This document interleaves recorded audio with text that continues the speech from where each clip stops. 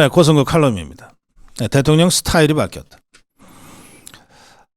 제가 아까 정론일침 첫 번째 주제에서 윤석열 대통령이 정진석 비서실장, 홍철호 정무수석을 임명하는 과정을 대략 설명을 드렸습니다. 직접 비서실장과 정무수석을 옆에 세우고 인사를 시키는 거. 우리가 흔히 이제 백악관에서 미국 대통령이 할 때 했던 그 장면을 떠올리게 되는데, 윤석열 대통령이 이런 식으로 직접 인사를 설명한 것은 이번이 처음입니다. 이것도 확실히 바뀐 거죠. 또 그런가 하면 정진석 실장을 소개할 때, 그리고 홍철호 정무수석을 소개할 때 윤석열 대통령이 기자들한테 대한 태도가 확 달라졌습니다.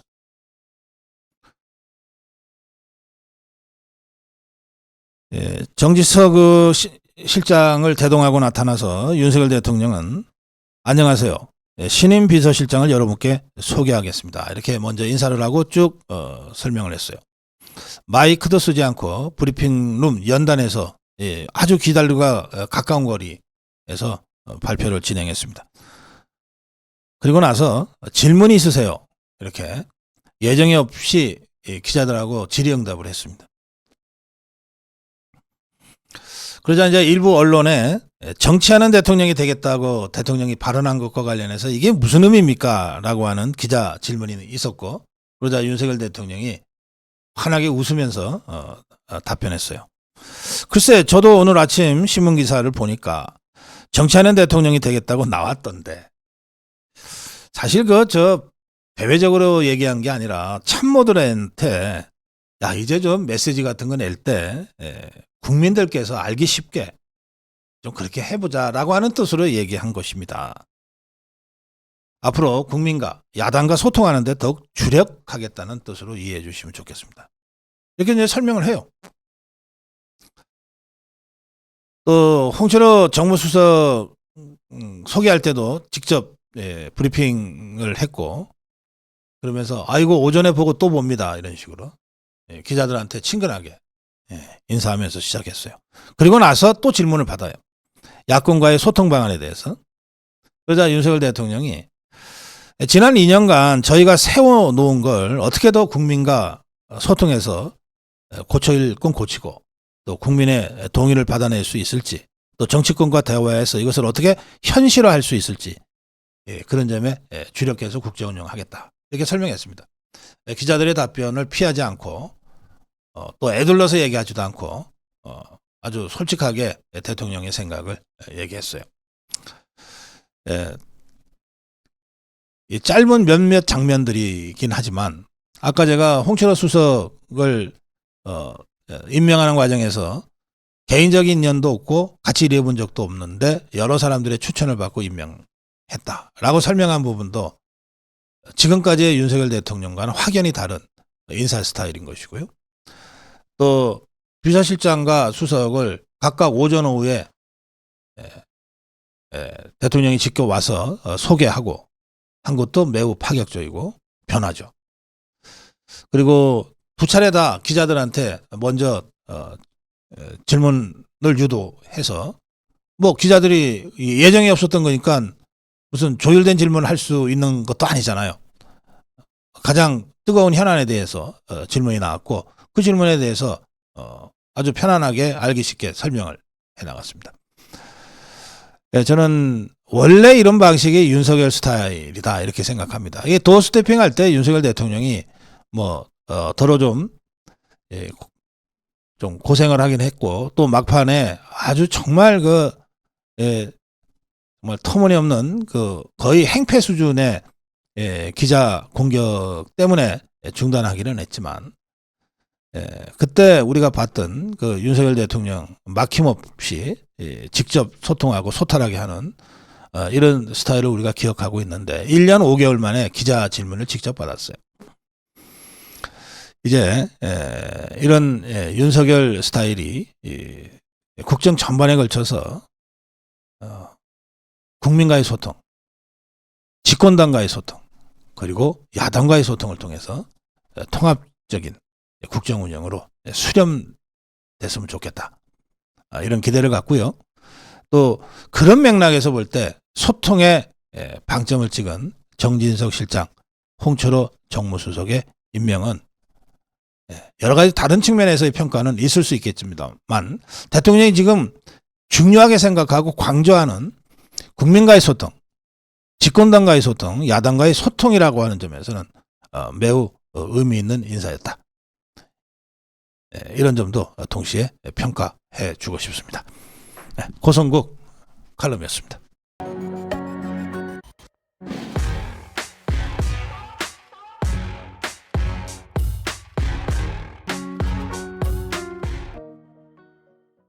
네, 고성국 칼럼입니다. 먼저 사진 한 장 보시죠. 제가 어제 시내 가다가 오늘 칼럼을 위해서 찍은 사진입니다.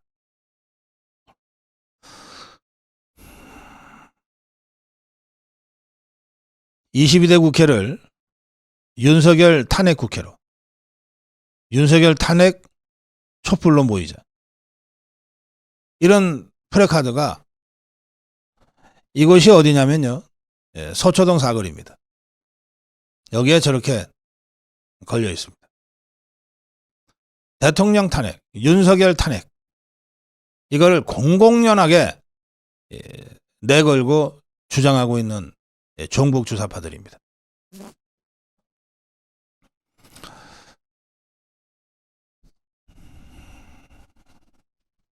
세 번 당할 수는 없다. 우리가요, 어리버리하면 진짜 세 번 당할 수 있습니다.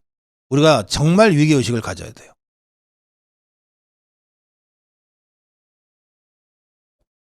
첫 번째 당한 건 언제입니까? 이명박 때 광우병 가지고 그냥 압박을 해오는 바람에 이명박이 탄핵당하지는 않았지만 청와대 뒷산에 가서 아침 이슬 들으면서 눈물 짓게 만들었잖아요. 그 후로 이명박은 대통령의 권위를 완전히 상실해버렸어요. 두 번째 당한 게 언제입니까? 박근혜 때. 온갖 가짜뉴스, 괴담 퍼뜨리고 무속 프레임 덮어 씌워가지고, 그래서 박근혜 대통령 끌어내리고 감옥에 쳐넣어버리고 정권을 탈취했습니다. 그때 우리 두 번째 당했어요. 8년 전이었습니다. 지금 윤석열 대통령과 윤석열 정부에 대해서 저 정북 주사파들이 딱 판짜고 덤벼드는 것이 바로 8년 전에 박근혜 탄핵 상황과 별로 다를 게 없습니다. 우리가 첫 번째는 정말 하다가 대통령이 눈물 지었고, 두 번째는 설마 하다가 정말 대통령 끌려 내려오고 감옥까지 갔는데, 세 번 당할 수는 없지 않습니까? 세 번 당할 수는 없잖아요.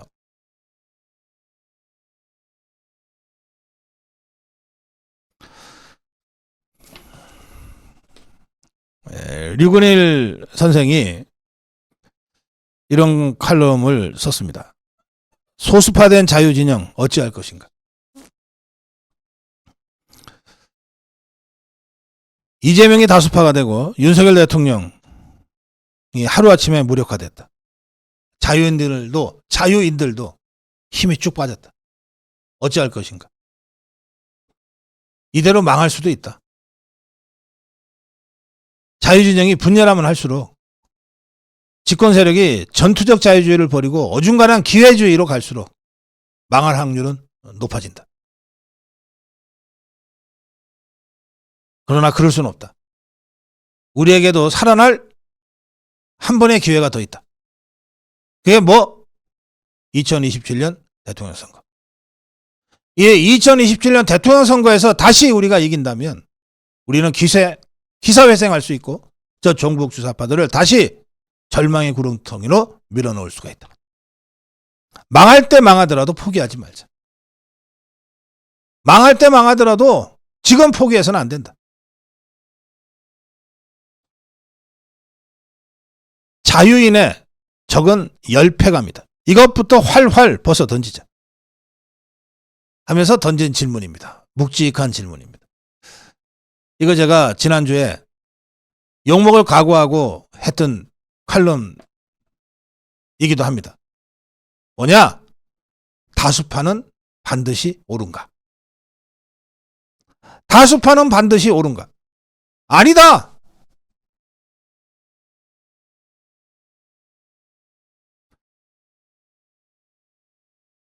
네, 나이지리아의 아데몰라 아데오예가라는 사람이 이렇게 얘기했다고 합니다.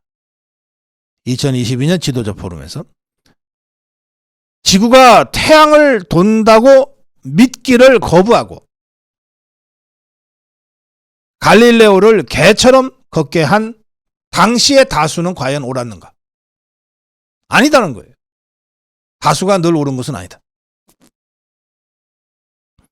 아무리 다수라고 해도 거짓을 진실로 만들 수는 없고 악을 선으로 만들 수는 없다. 마하트마 간디는 말했다. 나는 절망적 소수파가 될 때 그것을 받아들일 용기를 가지고 싶다.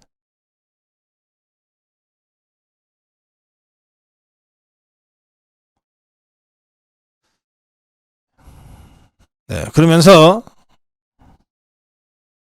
주체 사상이 이 시대의 다수파라고 한다면 자유인들은 그게 다수파가 아니라 그 무엇이라 해도 이 주체 사상이라는 괴물을 단호히 거부해야 한다.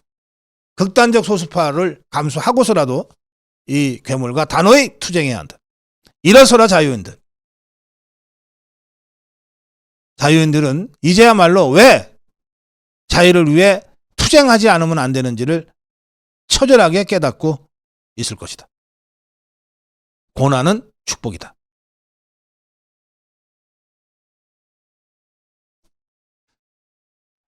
류건희 선생의 이 피를 토하는 칼럼을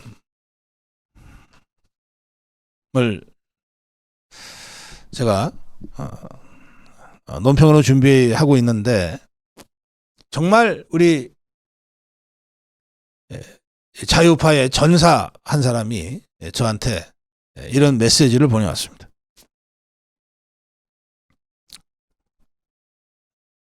이건데요. 함께 제가 읽어드리겠습니다. 우리는 지금 저들의 프레임 싸움에 당하고 있습니다. 우파 국민들이 또 쏟고 있습니다. 이명박 대통령은 광우병으로, 박근혜 대통령은 세월호로, 윤석열 대통령은 최상병 특검 김건희 여사 디올백으로 똑같은 전략에 당하고 있습니다.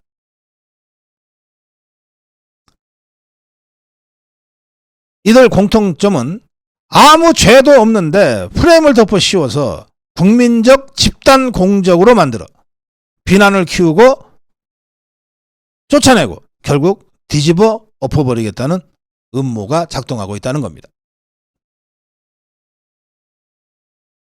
총선도 마찬가지였습니다. 불통은 무슨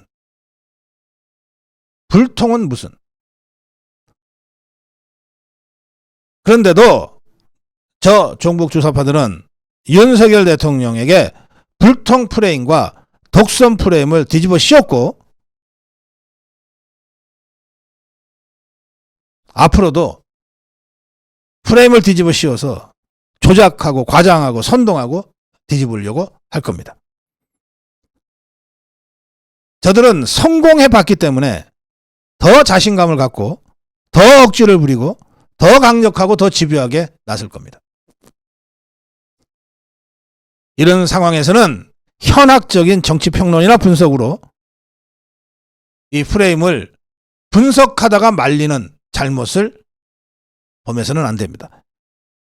프레임에 말려서는 안 됩니다. 프레임 자체를 깨뜨려 버려야 합니다. 저들의 프레임 전략을 폭로하고 저들을 공격하는 우리 자유파의 프레임을 만들어서 프레임 자체를 바꾸는 식으로 싸워야 합니다. 예, 저한테 이런 메시지를 보내주셨습니다. 네, 고맙습니다. 아까 제가 보여드린 그 플래카드는 프레임 전쟁의 본격적 시작을 상징합니다. 탄핵, 탄핵, 탄핵! 탄핵을 일상적인 언어로 만들기 위한 프레임 전쟁의 시작입니다. 조국이는 단호하고 신속하게 하겠다고 플래카드를 내걸고 있어요. 단호하고 신속하게 뭘 탄핵하겠다는 겁니다.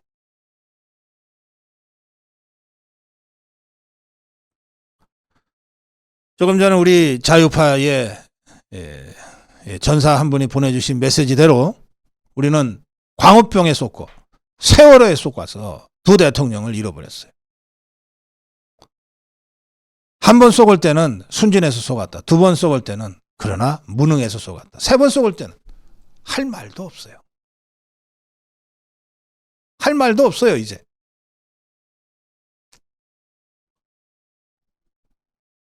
이번에 윤석열 대통령을 공격하는 저 종북 주사파들은 지금까지 먹혔던 거 전부 다 동원할 겁니다.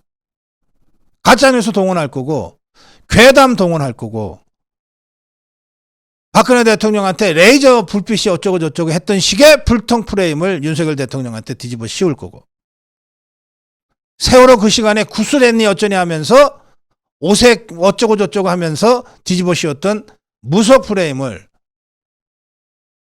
천공이니 뭐니 하는 사람들 이름을 들먹이면서 김건희 여사한테 뒤집어 씌우고 윤석열 대통령한테 뒤집어 씌우고 대통령실 용산 이전에다가 뒤집어 씌우고 있어요.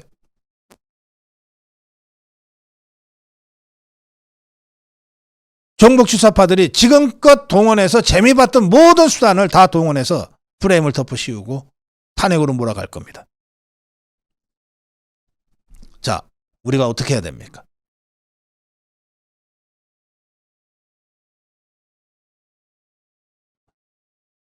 우리 자유파는 도망갈 길이 없어요. 맞서 싸우는 거 말고는 다른 길이 없어요.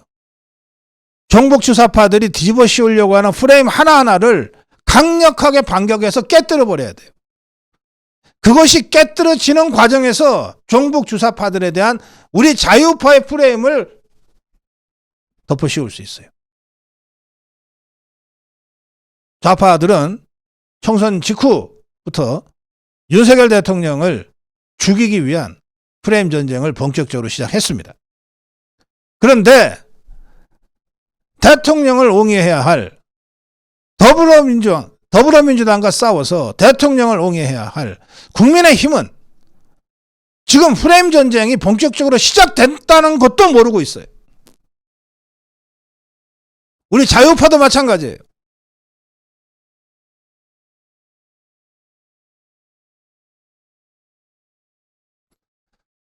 팔 년 전 상황을 잊지 맙시다. 하다가 6개월 만에 끌려내려고 감옥 가는 겁니다. 조국이가 신속하고 단호하게 하겠다고 했어요. 대법원 유죄 확정 판결 전에 끝장내겠다는 거 아닙니까? 앞으로 전국이 매우 급격하고 손쓸 수 없이 그렇게 흘러갈 수도 있습니다. 지금이라도 저 종북 주사파들의 프레임 속에서 허우적거리면서 우리끼리 싸우지 말고 저 종북 주사파들이 덮어 씌우려고 하는 프레임, 대통령이 불통이다, 무슨 무속에 빠졌다,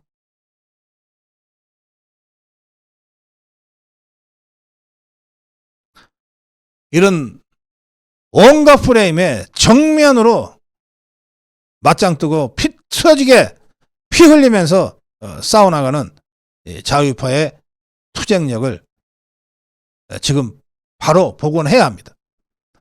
졌다고 기분 나쁘다고 정념이 떨어졌다고 세상 살맛 없다고 손 틀고 등 돌리고 있을 때가 아니에요. 총선보다 훨씬 더 엄중한 프레임 전쟁이 본격적으로 시작이 됐어요. 우리가 싸우기 싫다고 해서 종북 주사파들의 프레임 전쟁이, 프레임 공격이 중단되지 않습니다.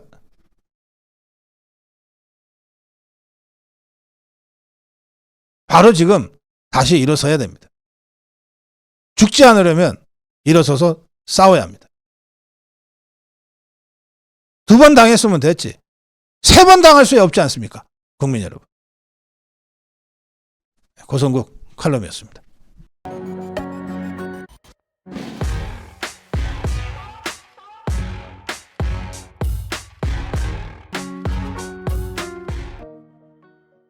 네, 고성국 칼럼입니다. 대통령 보필을 잘 하는 것이 국가에 충성하는 것이다. 네, 이런 정진석 비서실장의 강력한 메시지가 나왔습니다. 그런데 이 국가에 충성하는 것이다. 대통령을 보필하는 것이다. 이런 이야기들을 제가 보면서 지난주에 있었던 홍준표 시장과 한동훈 전 비대위원장 간에 직접적 설전은 아니지만 한두 번의 공방이 있었던 것이 기억이 났습니다. 그래서 다시 자료를 찾아봤는데요. 이게 홍준표 시장과의 공방 과정에서 한동훈 전 비대위원장이 쓴 말이기 때문에 이걸 일반화시킬 수는 없어요. 그냥 그 나름 이 발언이라고 하는 건 다 맥락이 있는 거거든요. 컨텍스트 속에서 텍스트를 읽어야 되는 거죠. 그래서 이거를 확대 해석할 필요는 없겠습니다만, 이 한동훈 위원장의 페북 글에서 보면 정치인이 배신하지 않아야 할 대상은 여러분 국민뿐이라고 하는 대목이 있습니다. 근데 이제 이 말을 정진석 실장이 한 대통령을 잘 보필하는 것이 국가에 충성하는 것이다 를 연결시켜서 이야기하면 이렇게 되는 겁니다. 자, 우리가 대통령을 얘기할 때 개인 윤석열을 얘기합니까? 대한민국 대통령 윤석열을 얘기합니까? 우리가 개인을 얘기하는 게 아닙니다. 대통령의 충성이라고 얘기할 때 개인 윤석열에게 충성입니까? 대한민국 대통령 윤석열에게 충성입니까?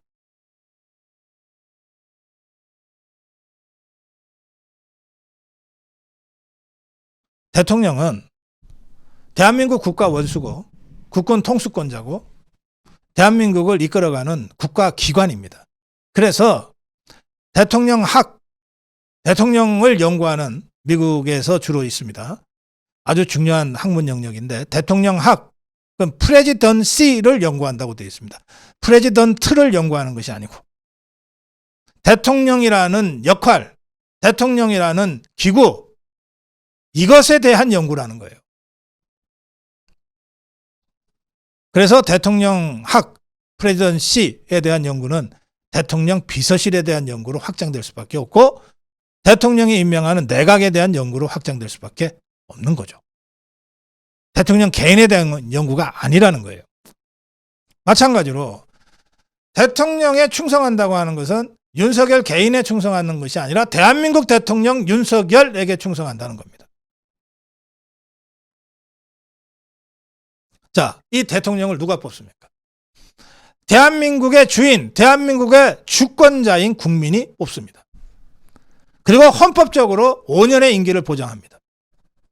탄핵 아니면 내우 외환의 죄를 범한 경우가 아니면 5년 임기를 보장하라는 것이 국민의 명령이에요. 그러면 국민이 뽑아서 5년간 국정을 맡긴 최고 책임자 윤석열 대통령, 박근혜 대통령, 이 대통령이라는 기관을 배신한 자들은 곧 국민을 배신한 거가 되는 겁니다. 개인 윤석열을 배신한 사람이 국민을 배신했다고 제가 말씀드리는 거 아닙니다. 개인 박근혜를 배신한 사람이 국민을 배신했다고도 얘기하고 싶지 않아요. 개인 간에는 그럴 수 있어요. 그런데 8년 전에 박근혜 대통령을 탄핵하는 배신을 저지른 자들은 개인 박근혜를 배신한 것이 아니라 대한민국 대통령을 배신한 거예요. 대한민국 대통령이라는 국가기관을 내팽개쳐버리고 짓밟아버린 거예요. 그래서 헌정 중단이 온 겁니다. 그래서 우리가 그 배신자들 김무성이 유승민이를 배신자라고 부르는 거예요.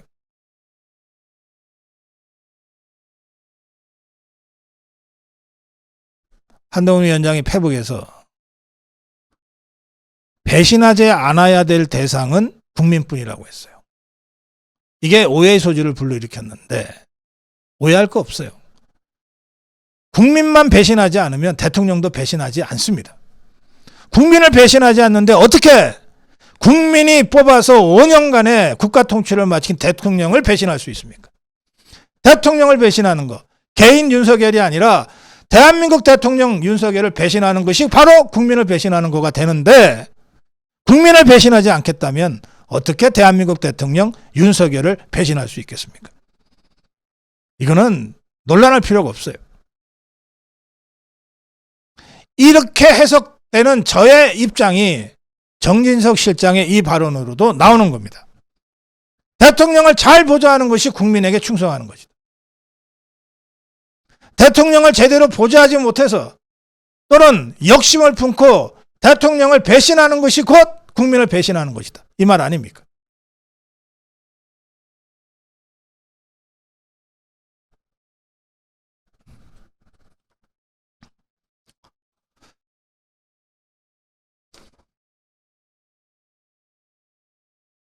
우리는 8년 전에 개인 박근혜가 아니라 대한민국 대통령 박근혜가 집단적으로 배신당하는 그 참담한 경험을 했습니다. 지금도 잊지 못해요. 그 배신자들에게 왜 인간 박근혜를 배신했냐고 책임을 추궁하지 않습니다. 왜 대한민국 대통령 박근혜를 배신했느냐? 왜 그래서 대한민국을 나락으로 떨어뜨렸느냐? 그 책임을 정치적으로 묻는 거예요. 저는 이 배신자 논란 더 확산되지 않아서 제가 더 이상 말을 보태지 않겠습니다만, 배신이라는 단어를 입에 올리고 충성이라는 단어를 입에 올린 홍준표나 한동훈이나 정진석이나 개인 윤석열이 아니라 대한민국 대통령 윤석열, 개인이 아니라 국가의 최고 상징과 최고 기관에 대한 충성과 배신의 문제로 이 문제를 바라봐야 된다는 점을 제가 환기시킵니다. 고성국 칼럼이었습니다.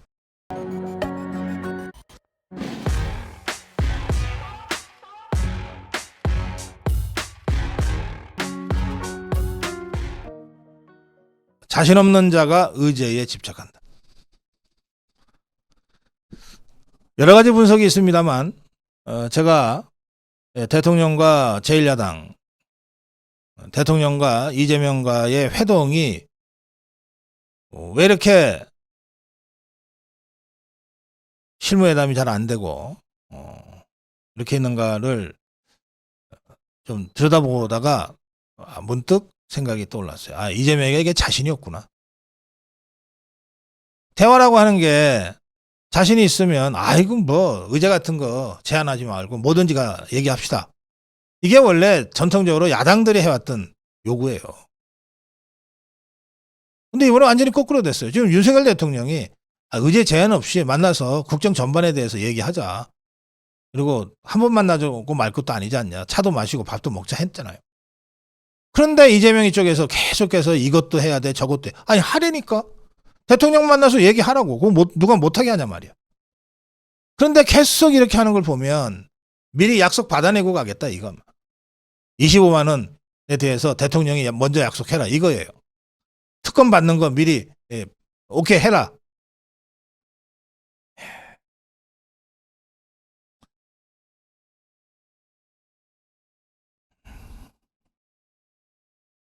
그러면서 한편으로는 이 자들이 계속해서 국회를 일방적으로 밀어붙이고 있어요. 기정사실을 하면서 그것까지 의제를 넣어야 된다. 이 살라미 전술이라는 거 있잖아요.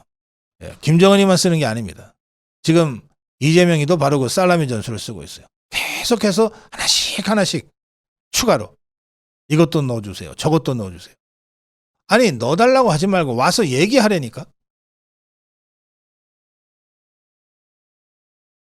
이렇게 되자 대통령실에서도 아니 그걸 어떻게 먼저 약속하냐. 그리고 그거는 대통령만이 할 수 있는 일인데 왜 자꾸 수석한테 그걸 약속하라 그러냐. 이게 무슨 실무회담이냐. 아마 홍철호 정무수석도 답답할 겁니다. 더군다나 뭐 중간한 방으로 마구 떠들어대니까 그리고 아니면 말고식이니까 기자들이 말이죠. 대통령 거부권을 행사한 데 대해서 사과하라는 얘기까지 했어요. 이런 식이면 회동해서 뭐하냐 는 얘기가 안 나올 수가 없습니다. 예, 조선일보 사설로 대통령과 제1야당 대표가 만나는데 무슨 의제를 정하냐. 그냥 만나서 하고 싶은 얘기 다 하면 되지. 이런 사설가 있었어요. 예, 며칠째 뭐 밀고 당기고 하다가 어쨌든 어제 예, 조율이 어느 정도 된 것 같습니다. 일단 만나기는 만나자. 이제 안 만나면 이제 양쪽 다 곤란해지는 것 아닙니까? 뭐 근데 윤석열 대통령이야 더 곤란해질 게 뭐 있겠어요? 먼저 만나자 하고 의제 제한 없이 뭐든지 얘기하자고 했는데 자꾸 조건 걸고 와서 못 만나게 됐다. 윤석열 대통령이 더 곤란해질 게 뭐 있어요? 이재명의 시커먼 속내만 드러난 거지. 그래서 어쨌든 다음 주 월요일이나 또는 뭐 수요일 뭐 이런 4월 29일, 5월 1일 뭐 이런 날짜들이 이제 나오기 시작했습니다. 하여튼 만나게 될 것 같아요. 많은 언론들이 이 회동은 만남 자체가 의미가 있다. 그리고 이것이 다음 만남으로 이어지는 것이 중요하지. 이 자리에서 어떻게 이건 이렇게 하자 저건 저렇게 하자 구체적으로 무슨 합의가 있을 수 있느냐. 참고로 말씀드리면 이 회동은 윤석열 대통령이 먼저 이재명한테 전화를 해서 차도 마시고 식사도 하고 통화도 하면서 국정 논의하자 이렇게 제안을 했고 이재명이가 대통령께서 하시는 일에 도움이 돼야죠. 이러면서 만나기로 합의가 된 것 아닙니까?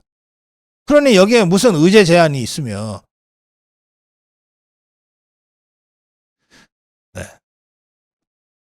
그래서 제가 이 회동과 관련해서 만나고 나서 더 나빠진 경우들이 그동안 많이 있었다.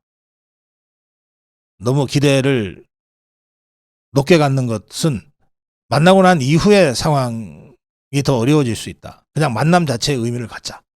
만남 자체의 의미를 가져야 되기 때문에 의제 제한 없이 무슨 얘기든지 자유롭게 얘기를 하는 식으로 가는 게 맞다. 제가 처음부터 그렇게 말씀드린 거예요.